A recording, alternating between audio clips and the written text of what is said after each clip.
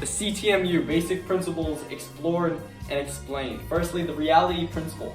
This is an extension of the containment principle in the physical sciences, which says the physical universe contains all and only that which is physical.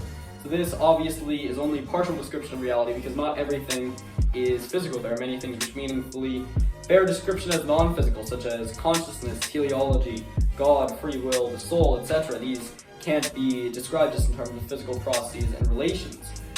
So the reality principle extends that and says the real universe contains all and only that which is real. Anything which is real is contained within what we're discussing. And it also means that reality has certain properties that it needs to fulfill. Reality is because any unreal definition of reality couldn't describe reality, so reality has to describe itself. It's ontological, and this leads to the metaphysical ontology principle, which means that metaphysics and ontology means self-description. So metaphysics has to describe and explain itself, and not only explain itself, but explain its own structure and evolution, its own how it processes and configures itself, and all these basic properties, because people want to say, people want to exclude certain things from reality and say, reality doesn't have to explain its own creation. No, reality has to explain everything about itself. And so this is the first principle of the CTMU, the reality principle and the metaphysical ontology principle. Reality exists and evolves in itself, and there are a number of implications of that. Syndipionesis says that reality has a universal relational structure. Reality is essentially, if you think about it, is the synesis, is the sameness which binds all the difference in reality. This is Chris Langan says God is the principle of consistency which binds all of the difference in reality. And so syndipionesis is sameness in difference.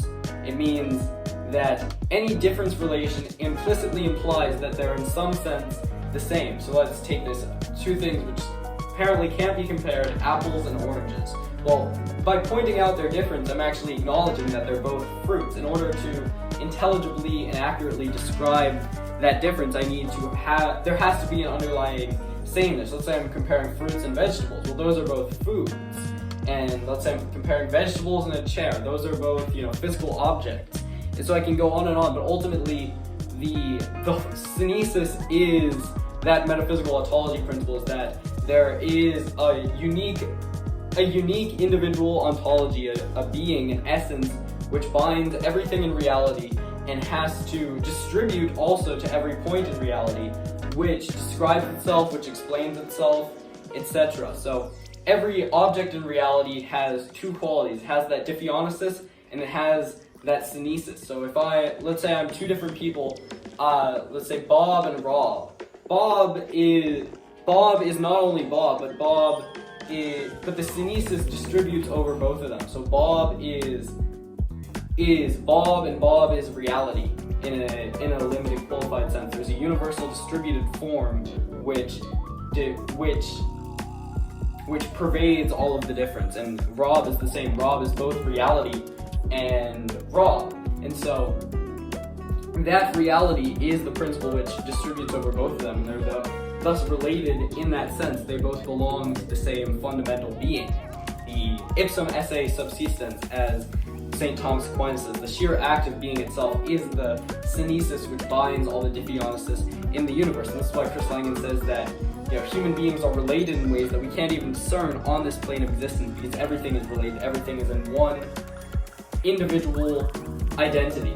And that identity turns out to be personal because the image of the infinite, that which binds everything together. Our fundamental experience of reality is as a person. We've never experienced anything else. We say there are these material objects, obviously, but this is not our experience of reality. So the image of the infinite also has to be through this personal experience. Anything which applies to things in reality also is a property of the medium. So there's life and consciousness, etc. And this is how reality is able to exist and evolve and identify with its own structure and existence. The principle of linguistic reducibility is closely connected to syndifionesis because it says, well, what would something have to be in order to relate and describe all of reality? Because this is essentially what you're required to do when you combine the reality principle and syndifionesis. And so the principle of linguistic reducibility says that this has to take the form of language. So reality is a linguistic syndiphionic relation. So linguistic means people get confused about this because they think, well, languages is just English and Chinese and French and human languages, but they don't understand the actual logical/mathematical definition of a language, which is any formal structure which is able to make identification and attributions about the universe, and has, a stable rules and structure, which is then able to be transformed into coherent identifications, and which can actually couple with their domain and describe it accurately. So reality has to describe itself.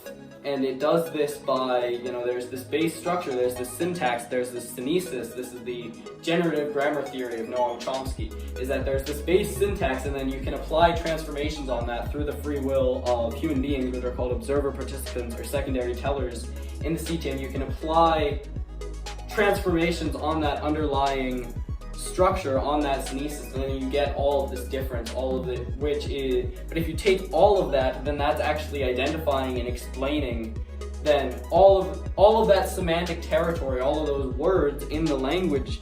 If you take all of that together, that's actually, throughout all of time, that's actually identified with the synesis, and that's how reality is able to process and understand itself.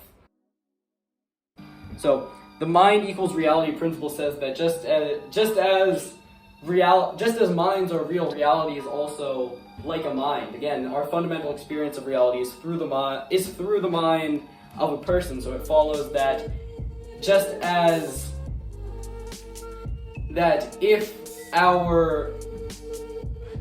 the very basis for the intelligibility of reality is that if the fact that we can identify reality using our minds means that everything, that part of that synesis, that linguistic synesis which binds everything in reality, part of that is that everything has to be able to be recognized as cognitive perceptual input, not only by us human beings, but by God.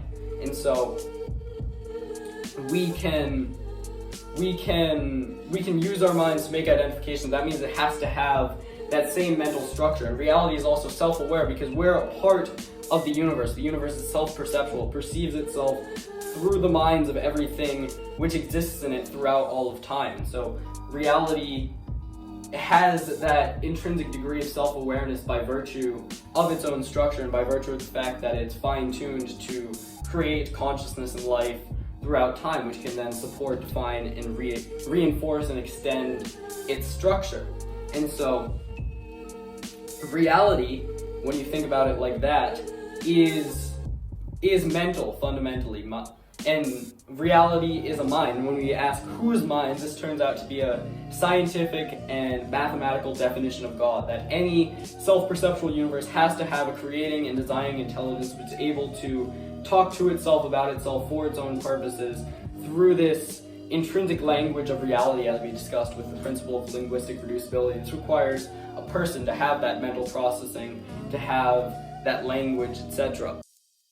The multiplex unity principle says that this is an extension of the syndifionesis, that this global structure, this creative, intelligent designer which identifies itself with reality and has intrinsic ends and purposes for it, that has to be hologically embedded.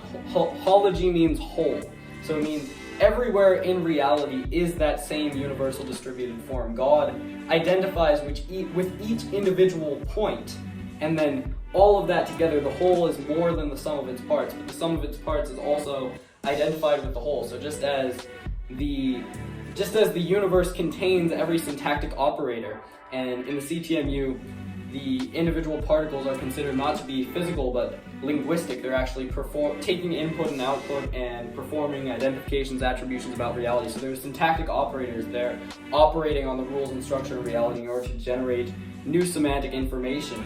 So every little point there has to contain the structure of the entire universe, and every point is embedded within every other point in order to have this lattice of infinite potentiality from which the order that is good can be extracted, and then that teleology is what guides the evolution of the universe in intelligent design throughout. But the same structure is embedded at every point in the universe in order for it to be able to do this. And so finally, super tautology, because if you take this is the concept of the CTMU, that it's a super tautology, because people, and this is contrasted with, let's say, a semantic tautology, like a bird is a bird, or a bird is an animal, or x equals x is a mathematical tautology. This is usually considered to be trivial, but it's actually the fundamental structure of reality, because it's the structure of truth. It is closed, contained, and comprehensive. It applies to every point within reality. And so you have to say what actually makes all of these true attributions true, and that actually turns out to be a mathematical and definite and scientific structure of truth, which precludes everything which isn't true, so that separates everything out of reality and means that we can actually have an intelligible and organized reality to study and understand by the reality principle. So it excludes everything that isn't true, and then allows there to be this evolution for reality to determine its own structure. Existence exists. The fundamental of the universe is truth. It's, as St. Thomas Aquinas said again, it's the sheer act of being itself. And so then there's a self-restriction of that potential, but everything in reality has to make logical sense. It has to be identified with the structure of truth globally. And in the CTMU, because it describes everything in reality, there can't be anything outside of the domain of the CTMU, because it relates cognitive theory, model, and universe, which is how the universe actually identifies itself, is through cognition, is through its own models of itself, and so in a self-contained fashion through the reality principle. So reality, where it's identifying with the structure of that truth, and the CTMU, it is unbreakable. It is a tautology, and it is absolutely and perfectly logical. You can't get around it. And so it is any improvement on the CTMU won't come by way of generality, but by specificity. So you might have a new physical theorem, and the CTMU actually encourages and supports and is able to actually, in some sense, cause the greater semantic revolution, but resolution of the physical sciences, of philosophy, etc. But the CTMU ultimately identifies itself with the very structure of truth, and truth and reality are two different ways of saying the very same thing. So anyhow, let the light shine forth in the darkness. May the peace of our Father in heaven be upon you. Like and subscribe. Peace.